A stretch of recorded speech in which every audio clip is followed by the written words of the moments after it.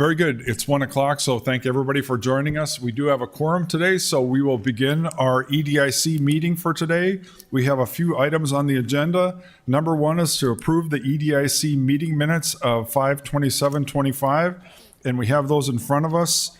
If there are any changes or corrections, please let us know, but otherwise we would accept a motion. Move to approve. We have a motion. Do we have a second? Second that motion. We have a motion and a second. All those in favor say aye. Aye. Opposed, same sign. Motion carries.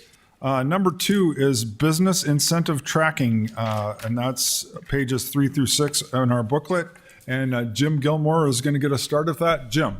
Yeah, we've been working with the Greater Fargo-Moorhead EDC to track these jobs, and so Ryan Oshheim is going to give a presentation on the information in the report.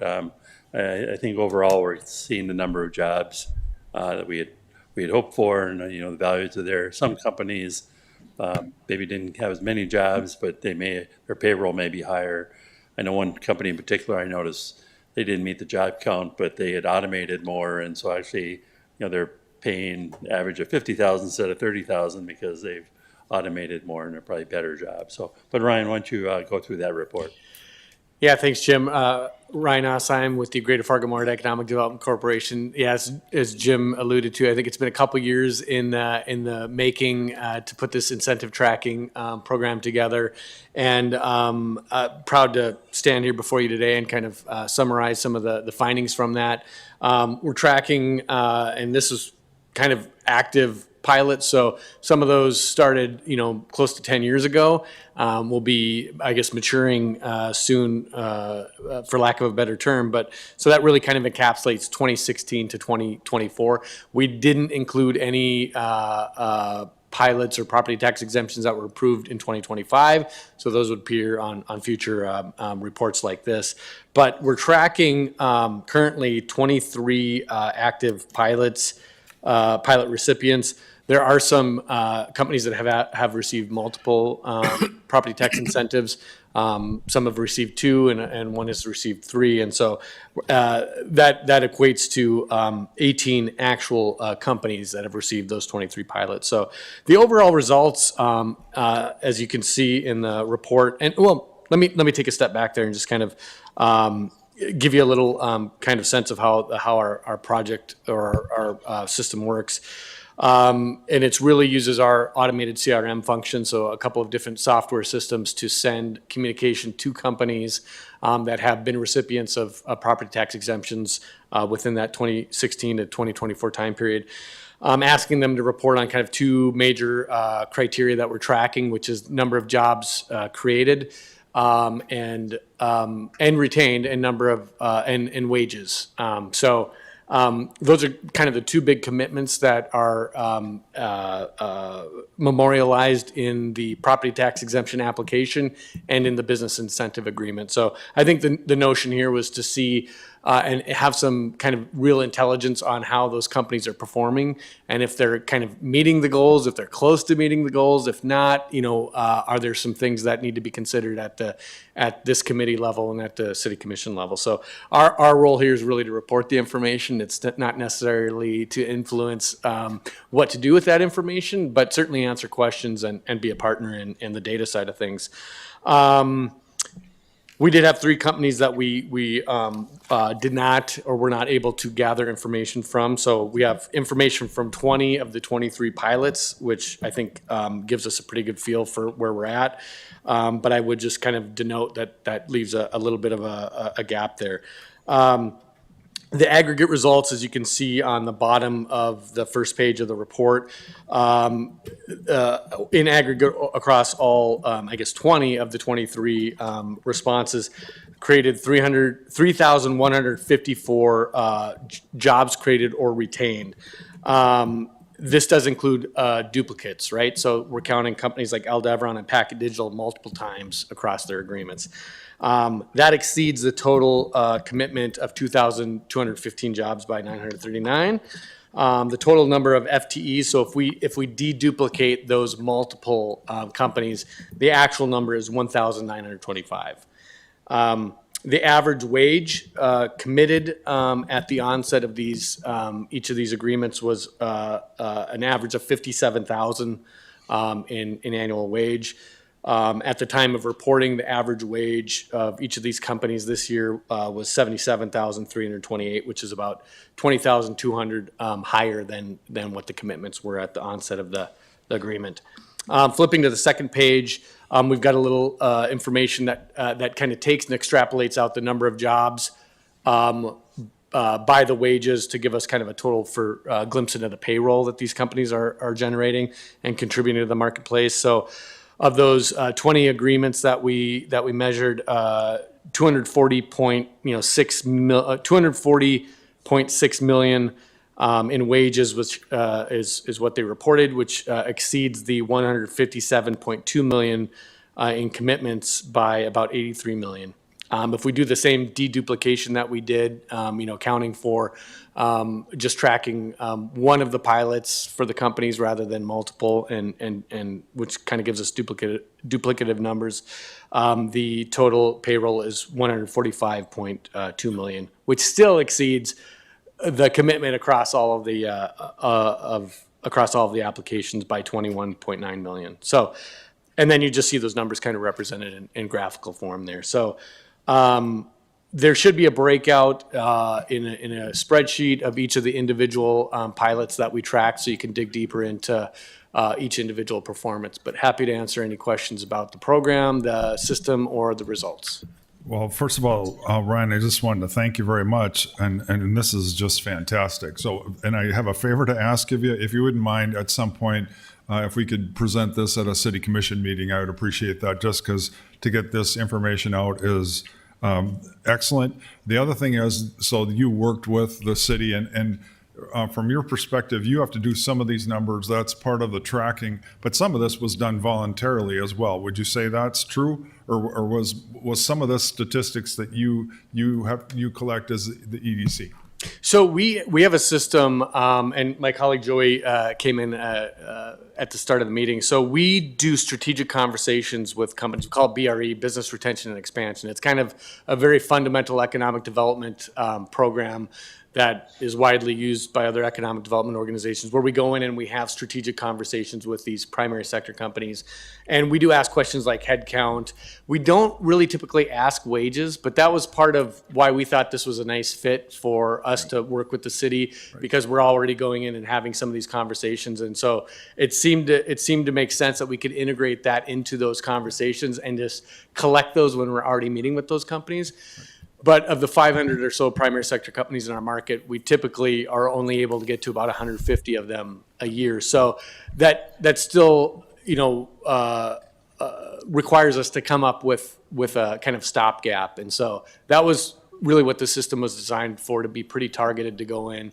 And for the most part, companies were very willing to provide that information. A few of them took a little longer. I think some of them have corporate structures that they have to navigate in determining what kind of information they can share and what the purpose is. So that was a long way to answer your question of, it's voluntary, but it's a kind of, we're pulling that, we're going out and requesting it. But we're hoping this first year, as we continue doing this, it becomes more of a annual thing where the companies are expecting it, and it'll become more seamless. Well, that's why, and once again, I want to thank you, because it was the combination of the city and the EDC. So thank you very much for working together. I think that's a great thing. The other thing is, we can just build on this. This was the first time. And so I think from here on out, it will be, hopefully once the process is a little bit better, it will just improve from there. But this is just fantastic. So thank you very much. And it's great news, because sometimes some of our other commissioners question, why are we doing this, and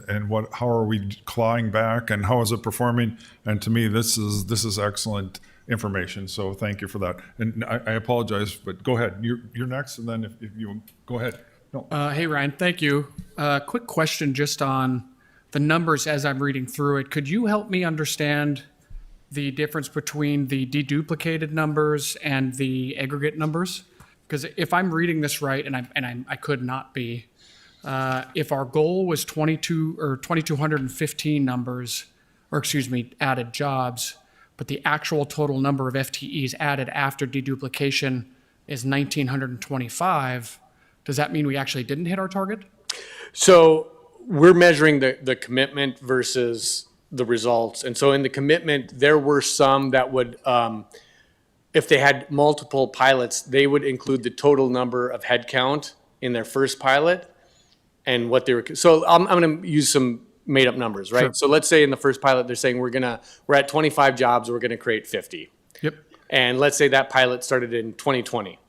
And then they have another pilot in 2022, and they say in the same year, we're going to create 75 jobs, and we're currently at 50. So they're double counting the numbers in their commitment. They typically aren't going, we're going to create 15 jobs with this pilot, and then we're going to create 15 additional jobs with this pilot. They're counting those numbers twice in the, I don't know if I'm explaining correctly, but the numbers are duplicated in the commitments as Gotcha. well. Yeah. And so with the normalized numbers of 1,925, that's what we understand to be the total actual added numbers of jobs? Correct. Added or retained. So in some of the reporting, it's just they're giving us the total number of FTEs they currently have. Sure. So, and the commitment in some of these is is a total headcount number, right? So they're adding jobs, but they're retaining those jobs as well. What we could do is we could deduplicate the commitment numbers. That's maybe something as we're talking here, I'm thinking about is going back and saying, okay, which one of these commitments have numbers that we're counting twice? And so then that would normalize that 1,925 with the apples to apples with commitments. Sure. Yeah, I think that would be helpful because even as well, first of all, this tracking is excellent, by the way, to echo the commissioner's statements. Knowing where our money's going and how they're tracking its commitments is obviously super useful. Businesses do it. We ask all these businesses to do it. And so our incentive program should also do it. As I'm even looking at the numbers that you provided too, just clarifying that deduplication, because it would be good to know if we've hit our numbers, because the way that I read this actually, and I think I'm reading it wrong based on what you're saying, it looks like we didn't hit the numbers after the deduplication. And so clarification on that would be super helpful. And then if you look at well, we can just stop there, but would love to chat with you on the numbers, digging in on the numbers too after this to have some questions, but I can yield after that. So I appreciate the clarification on that. I think a real impressive thing is the wages, because I think we've always had a couple commissioners that were concerned about wages, and you've done a tremendous job in doing that. I think when Dave and I started on the commission, we were always looking for a company to come in and do 500 jobs, and you really don't see that. You're bringing to us, Ryan, jobs, smaller counts. But it's impressive how many jobs have been, quote, committed and have been come out of these different pilots. I think, Dave, what it reassures us is that the program is working, because some people were saying, well, maybe we should look at it and do clawbacks or whatever, but you wouldn't have any clawbacks on this. They're performing where you expected them to perform, if not better. So I would say that it's good documentation of what's going on, and to the questions we have, just clarifications, that'd be fine, Ryan, but good job. Thank you. And if maybe I could mention one more thing. So there's also an analysis on property value as well. I can't take credit for that. City staff provided those numbers, but the results are, again, I think as one would expect, positive. The pre-incentive value of properties was $68.9 million, and the current value of those same properties is $282 million. So it's a 309% increase in property value. And I think noting too, I haven't talked to our CEO about this, but it's possible we could look at potentially an economic impact analysis of what does that mean when a company is their payroll is 20 million or 83 million more than it was prior to these programs. And those people are going out and they're buying homes, they're shopping, they're sales tax revenue generated to the city as well. So there's even though it's not on the property tax side, there's other taxing revenue that is being created through additional payroll and people being employed in those businesses. And I do think those are excellent, but I do think the main things for us is that's a couple of the criteria that we look at, that we evaluate is first of all, the number of jobs. And to me, to go back and clarify that, because to give you an example, if a business says we intend to have 35 jobs, to make sure that that's what we verify. Does that make sense to you? Because it kind of sounds like, I don't quite understand what they were talking about, but that and the amount of pay, that's kind of the two criteria that are very important to us when we look at some of these projects, at least from my perspective. So, Jim, do you have anything to add? Yeah, with all these projects, we have business incentive agreements that lay out how many jobs they're expected to create. And if they don't meet that, if they're way off, then we can actually bring it back to the committee and you can consider adjusting it. The other thing we just do naturally is we had one business this past a couple of years ago where they ended up having to, unfortunately, they ceased operations. And so at that point, the incentive ends. That's just an automatic thing. And so that's part of the monitoring too, to make sure the business is still in operation. Well, and I will say, obviously, sometimes things happen like COVID, where you have a big impact on a business, and so things like that do happen. Yeah, and that's I think important for if there's a good reason, the economy changes and they think they're going to take longer. At least you're aware that it's being watched. And that example I gave you, there's a business in here that fell short on the number of jobs they expected. I think they fell short by 16. They expected to pay $30,000 a year. Their average wage is 50.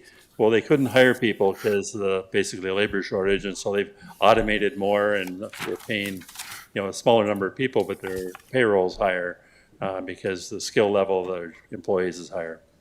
And I guess my main thing is, I think it'd be good for us to, if there are things like that, to have those come to our committee, just like as an update, because things happen like that, but just so we kind of have an ongoing feel for, because that happens in lots of businesses. And so if you don't mind, Yeah, I we think could that look would be at that. good. We could look at that annually. Okay. So, yes. Yeah, quick question to add here too for you, Ryan. When you're referencing increase in property values, is that going solely off of a tax assessed value? Or is that coming from like our assessor's office through like mass appraisal? I'm going to guess it's from the tax assessors. I believe it's from the assessor's office, so that's what the assessors determine to be value for the building. So the market might be a little off either way, but. Right. I was just clarifying that too, because if it's, would that be then what we'd consider our tax assessed value that we'd see for each parcel? Yeah. So there would be no variance from, what we could be bringing in from tax dollars from tax assessed value versus market No, value. it'd be the true and full value before they started true and full value, current true and full value. The other positive thing is most of these projects will have to take out a building permit, and so there's building permit revenue at the start of each of these. That's sometimes very substantial. Okay, thank you. Any other comments or questions? I just want to reiterate, this is great. It's a great start too. And I know you put in a lot of time and effort, and I appreciate you working with the City of Fargo staff too, because I think it's something that will benefit both of us for a long time.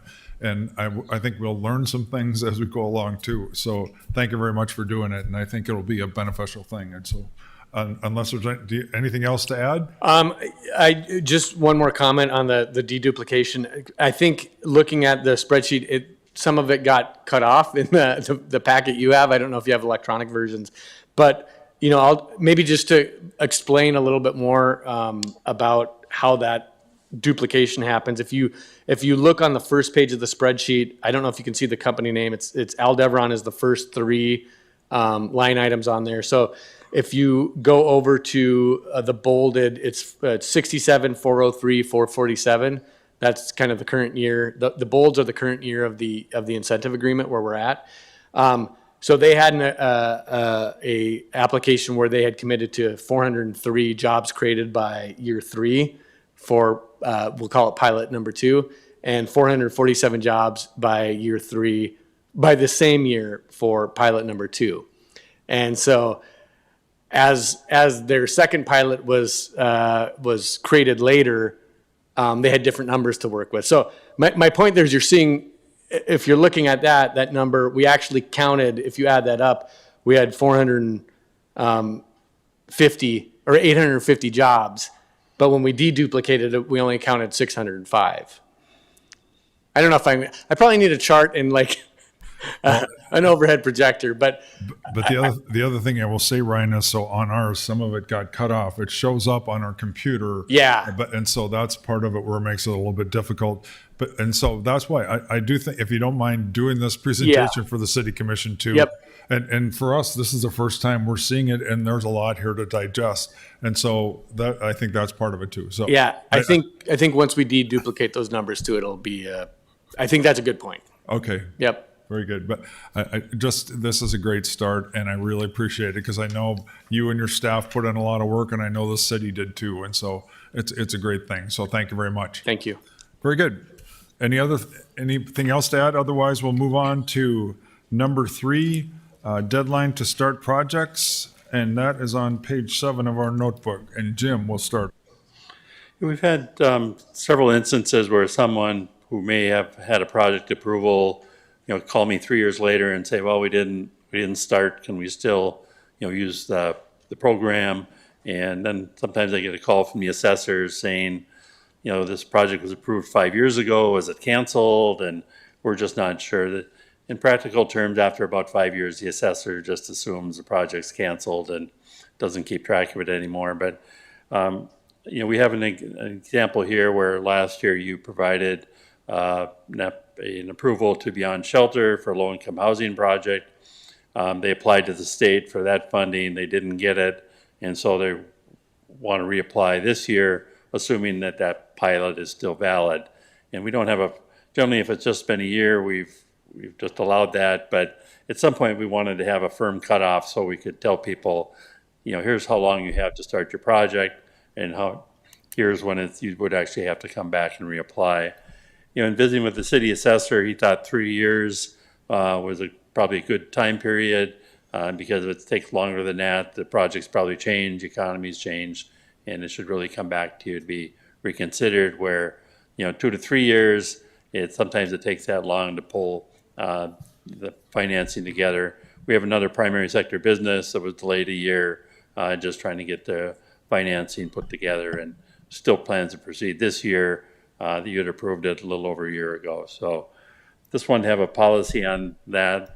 And both the assessor and I feel like 3 years is probably a good time period to consider. Well, I guess I'll defer to some people with more experience than me, but to me, 3 years, that seems like such a long time because even if we approve something, to me, in my view, that means in the near future. And to me, if we approve something, I mean, there's so many things that can happen and so many unknown things that just seems like a long time. But that's just my opinion. I'm interested in hearing your opinion if you have one, because anyway. Any comments on that? Maybe no one else. No other. I always have an opinion on something, I guess. What was the justification for 3 years? Is there any consideration behind that number, or just giving enough time to complete the project? Yeah, it just may take some time to get all the financing together. That'd be sort of an unusually long period of time. But, I just want to give them an idea. Okay, if you haven't started in 2 years, you better come back, or if they need another 6 months or something like that. But I think that 2 to 3 years is a good range, and I was probably a little more generous on the time. Well, the only thing I would comment is a financial package, the more complicated it is, can take 6 months to a year, sort of routinely. If interest rates are changing, markets are changing, there can be changes in there. And there's also kind of the final falling out period where they think everything's ready to go, and then it isn't, and then it starts again. But 3 years, I think, would be plenty of time. Something bad is going on at that point. Maybe not bad's the right word, but something's complicating the project. Yeah, unless this is a massive deal, there's no Yeah. reason it should take that long to get started. So. Right. Well, when we did the Jasper project, it took 3 years because they lost a hotel partner, they lost different partners. So I can see it when we talk about if it's complex, it takes 3 years. Otherwise, it takes about 2. So Yep. So do you need a motion? Or are you looking for us for a Yeah, I'm specific? looking for a recommendation on a policy that would require the businesses to begin construction or start, basically start within 3 years of the city commission approving. Okay. If there are any, go ahead. Well, I guess for consideration, are you looking, recommended motion? 3 years. So are we saying the 3-year? Yeah, I'd move to approve the 3-year. Okay, okay, no, that's good, but so we have a motion, do we have a second? Second. We have a motion, and a second, that's good discussion, because I appreciate that, I didn't think about that. Some projects, it takes a while to assemble the different things, the land, the financing, the partners, so. Well, we're used to good developers in this community. Most time, a lot of developers come pretty well planned out what to do, and it's oftentimes when we get people from outside the community come in, they seem to not quite understand all how it works. So I think 3 gives them, you'd kind of like it to start in 2, but. Okay. Yeah. Very good. Any other comments or questions? All those in favor say aye. Aye. Both same sign. Motion carries. Number 4, core neighborhood housing incentives. Jim? This is an attempt to kind of simplify our core neighborhood housing incentives, and I also included in your packet kind of a description of the downtown incentives as well as the low income. And what I certainly noticed was that the policy for this is like over 2 pages, and the others are probably about a half page. So I was looking for a way to kind of simplify this, and really the key is that do they need the money? And so this would remove all the requirements to document all the costs of what the extraordinary costs are. Most of these are smaller projects. They're not the larger TIF projects where that makes sense. And so it would really kind of cut down on the amount of staff time that we spend trying to document all these extraordinary costs when really that financial review kind of already confirms that those are there. Secondly, it becomes more difficult for the assessor's office to track these over 10 years because they have to, it's 100% for 5 and then 50%. And, they just have more of a manual system. And we've had a few instances where something doesn't get started on time or the incentive doesn't get cut off on time. And so wanted to really simplify it to 7 years at 100%. When you look at the present value of 7 and 100 and the 5 and 5, it's the present value of the incentive is typically the same. So this would kind of simplify things for the assessor's office, simplify things for planning, and so you wouldn't have to document all these costs. These don't tend to be very large projects. They tend to be some very small apartment buildings, maybe 10 to 20 units. And we really haven't had any for probably a couple of years. So maybe this will help do some more infill projects in older neighborhoods for apartments. So, and if you don't mind me kicking off the conversations, to me, I like the concept of 5 years because it's kind of sticker shock if you go from 100% incentive to 0. And so that was our concept, was it would be like a gradual phasing in. However, what you're saying is this makes it more complicated.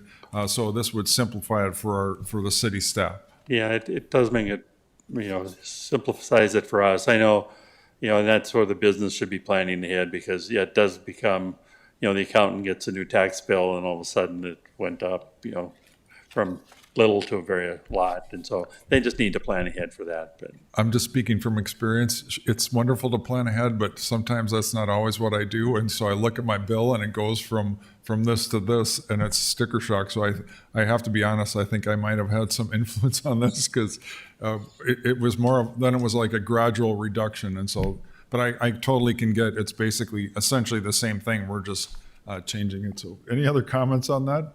You don't have to do any admit to any shortcomings in your own self like I do, but I do think that was the original concept, Jim, wasn't it? It was like a gradual it was partly assist. that and was partly to get the city a little bit of money earlier, the other taxing districts. But these tend to be such small projects that they don't tend to be things that are going to solve the budget. Very good. Any other comments or questions or objections or anything? So it's basically to simplify it and shorten it up, the duration.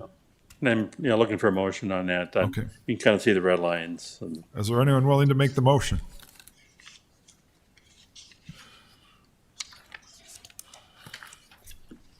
Move to approve. We have a motion. Do we have a second? Second. A motion and a second. Any other comments? All those in favor say aye. Aye. Opposed, same sign. Motion carries. Number 5, pilot applications for affordable housing.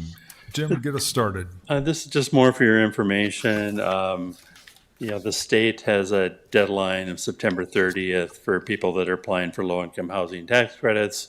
I just want to give you some advance notice of the ones that at least I'm aware of for this year.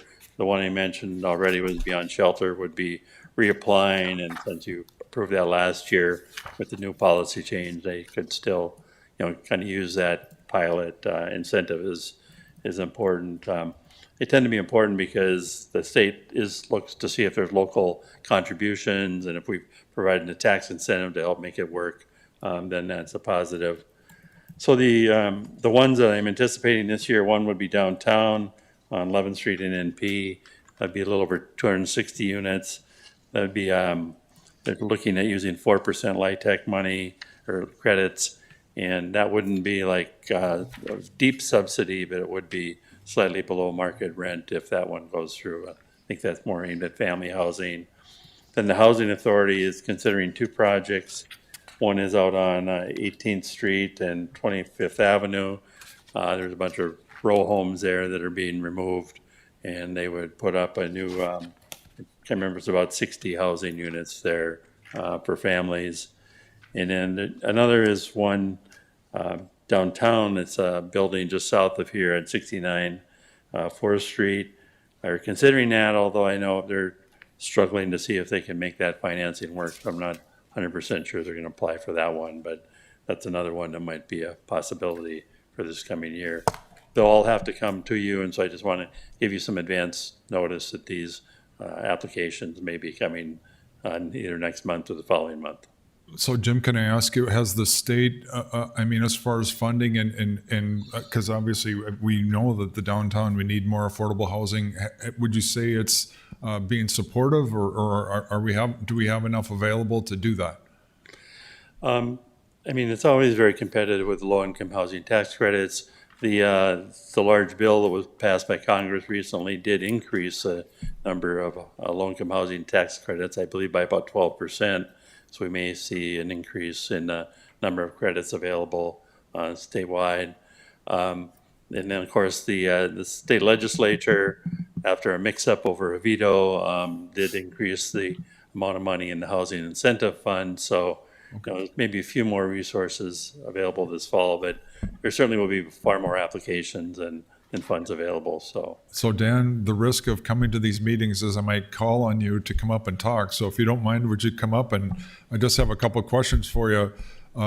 And from my perspective, obviously Beyond Shelter does a great job. And my question for you as you're coming up is there anything we can do to encourage these projects? And I know that there's lots of pieces to the puzzle, but I just want to make sure that we're doing all we can to help you, because we realize we need more, especially senior, fixed income housing if possible. So go ahead, Dan.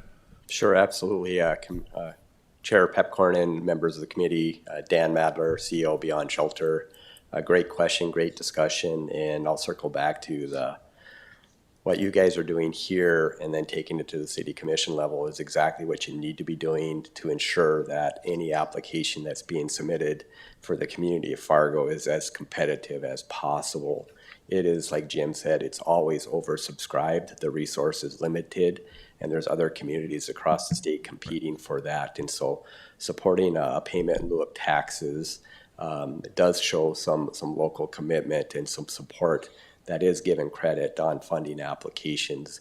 And also these applications are complex, the financing and investors and lenders. So I also appreciate earlier the 3-year time to put things together, because sometimes it does take time. There are things you can control and things you cannot.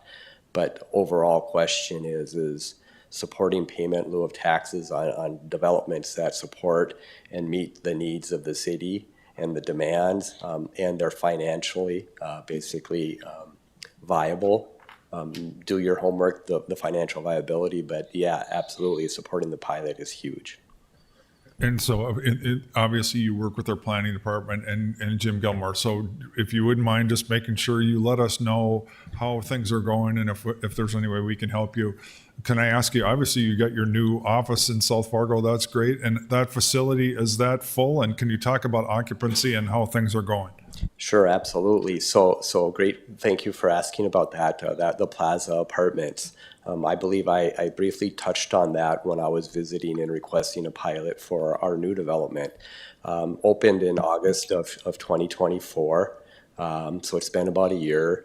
And as we were pre-leasing that, it's 39 units. All 39 units were spoken for immediately, and we had a wait list of 172 senior households waiting to get in. And going back and reflecting on that, I've been doing and working in affordable housing for 31 years as far as that type of demand for a development here in Fargo. I've never seen that. I've seen that type of demand, but it was usually triggered by a flood event or a historic event, and it wiped out a lot of housing. But the demand and the need for affordable senior housing is significant here in the community of Fargo.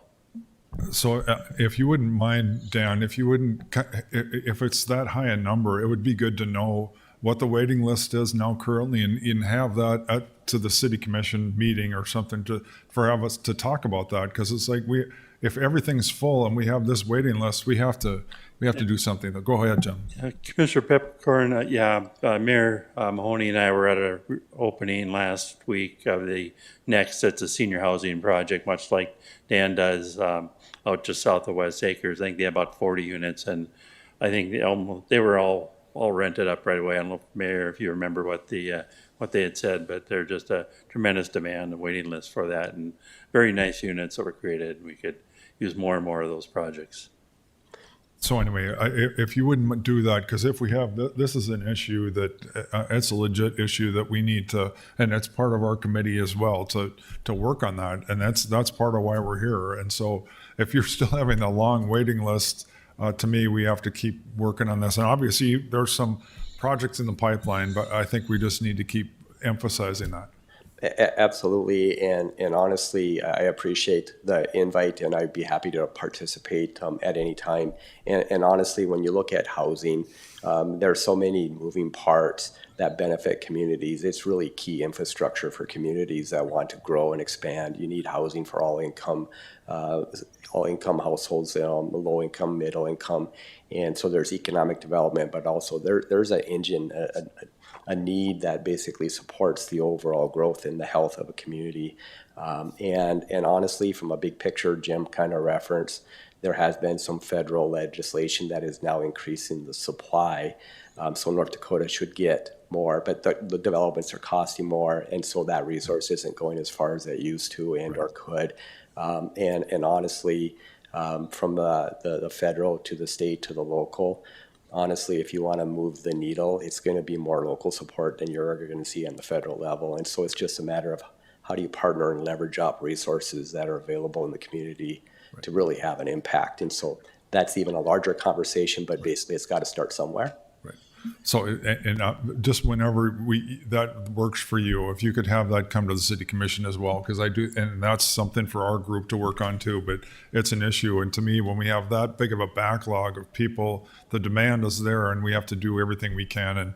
And I think if the state's aware of it, that will help a little bit too. So whatever we can do to help. And I know the Fargo Housing Authority, Beyond Shelter, and us, we're all kind of partners, but I think we all have to work together, and maybe you can talk. So Fargo Housing Authority, the Lashkowitz area, that's hopefully coming online fairly soon too. But anyway. Yeah, I don't remember the completion date on that, but yeah, that's providing some family housing Right. On that site. So. All right, so Thank you. I apologize for calling on you. No worries. That's the risk you run, though, Dan. When you I'm come okay to with meetings. that, honestly. Thank you. Very good, thank you. Any other comments on that? I think that was just kind of a information, and so we'll move on to our next one, the Grove Enclave time extension request. Jim. And this is more of not really a time extension this time. This is kind of a change of the scope. They had started this redevelopment project at the Kmart site The plan was for 20,000 square feet of retail space, kind of in a strip mall. It actually also included an affordable housing project that's been completed, Beyond Shelter for their office, and then also on that site, like there's a car wash there, but in the agreement, they were supposed to have two new pad sites out front. One is the Starbucks that'll open soon. The other, they just haven't found someone to lease and acquire that space yet. They actually over constructed, or they, only needed to get 20,000 square feet of the strip mall, and they did 30,000. So overall, the development's still going to exceed what the requirements were. It's just taking longer, and all that's, has to do with the market, interest rates, and demand for retail space. And so rather than just do another time extension, I'd like to just change the scope to go down to one pad site. We know there'll be another one later because that's certainly to their benefit. And also that would allow us to start the TIF 15-year period, this coming year, rather than have to delay that again. And so the sooner we start, the sooner it ends. It actually gives them more incentive to get the buildings up and done and fitted out, because as that increases, they would have increased TIF revenue. So recommendation is to approve an amendment to the minimum improvements to require just one standalone commercial building. All the other conditions would stay the same. So Jim, can I ask you, so the TIF doesn't start until they hypothetically would have that tenant, is that correct? Yeah, they don't start to benefit from the TIF until they're complete. And so what it'll be is the assessor will look at their, we'll give them a TIF note this fall if this is all wrapped up. They would then get their first year of TIF money in May of 2026. We do have some TIF money that we collected initially. We just end up sending that back to the county, and that gets distributed to the taxing jurisdictions because there's some income for partial construction. Because I've driven by there, I'm sure everybody has, and it's substantially done. Like the strip mall, and like you said, basically most of the other parts of it are completed, but just that one section. So my confusion is, to me, it looks like the most of it is done, so why doesn't it start if you're just waiting for one piece? Does that make, it doesn't make sense to me. It only doesn't start because we required two and there's only one right now. So I'd like to get this thing Okay. started. Okay, I don't know if there's any questions. I'm sure you've all driven by there, and to me, it's, I'm not that bright, obviously, so that's part of the issue. But to me, if you've invested all that money already, then that's when it should start. And there is a representative of Grove Enclave here from Enclave. No, If you want. and I don't know if you want to Yes, get up and, if you want to get up and speak, I'd appreciate it. And while you're coming up, I just want to say, it looks fantastic. It's a great improvement over what was there. And so the property has turned out great. And maybe you can just talk a little bit about some of the challenges. Go ahead. Yeah, this one. Hello. Yeah, thank you guys. So the reason it didn't start was in our development agreement. The minimum improvements were the two standalone buildings. We've got the Starbucks that's opening here in September. And so we were just looking to, with us going 10,000 feet bigger in the strip center, having 10,000 feet of it being leased up. We're real kind of bullish on the momentum we're going to generate with these two new tenants who are coming, and just thought it might be a good time to kick it off. I got hired at Enclave in February of 2023, and so it was just about completed with construction. I've been on the lease up since I've started there, and there's been a lot of interest. The issues we're running into is COVID had a lot of retail space become vacant, and competing with second gen space isn't something we kind of went into the project assuming. So we kind of had to wait for a little bit of that square footage to get absorbed. Now we're seeing more interest sort of come our way into the first gen space. Very good. Any other comments or questions? If they're willing to make the motion, do we have a motion? Motion to approve? We have a motion. Do we have a second? Second that motion. We have a motion and a second. Any other comments or questions? Thank you very much for speaking. Thank you. All those in favor say aye. Aye. Opposed, same sign. Motion carries. That's everything on our agenda. Does anybody have any comments? Jim, do you have any? That's all I have for today. Very good. Any other comments from the group? Otherwise, thank you for coming. Have a good afternoon. We're adjourned.